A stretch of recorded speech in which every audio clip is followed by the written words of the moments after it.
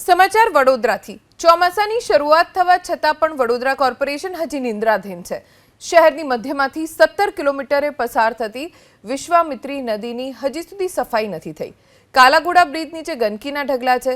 ગટરોના જોડાણથી ઠેર ઠેર ગંદકી જ ગંદકી, સાથે નદી કાંઠે અનેક ગેરકાયદે બાંધકામ અને વિશ્વામિત્રી નદીમાં 350થી વધુ મગરોનો વસવાટ। કાગળ પર સફાઈ બતાવનાર અધિકારીઓ અને સત્તા પક્ષના પાપે ભારે વરસાદમાં વડોદરામાં પૂરની શક્યતા હાલ તો જોવા મળી રહી છે। ચોમાસાની શરૂઆત થઈ ગઈ, પરંતુ વડોદરા કોર્પોરેશનની નિષ્કાળજી જુઓ। વડોદરા શહેરમાંથી પસાર થતી વિશ્વામિત્રી નદીની સફાઈ નથી કરી।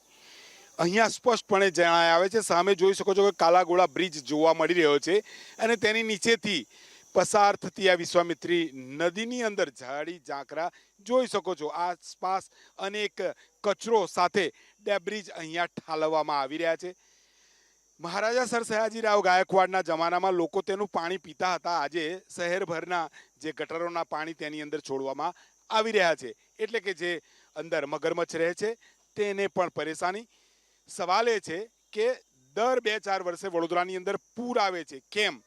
તો અહીંયા જે વિશ્વામિત્રી નદીની તમે જે બંને સાઈડની વિડ્થ જોઈ રહ્યા છો, એટલે કે તેની પહોળાઈ જોઈ રહ્યા છો, તે અત્યારે દેખાય છે તેનાથી અનેક ગણી છે, પરંતુ ચારે તરફ અહીંયા સતત જે ઉગતા ઝાડ તેને હટાવાયા નથી। તો સાથે જે વિસ્તારની અંદર અહીંયા જે ડેબ્રિજ નાખવામાં આવી રહ્યું છે, બાંધકામ કરી અને તેનો કાટમાળ નાખવામાં આવી રહ્યો છે, તે પણ દેખાઈ રહ્યો છે।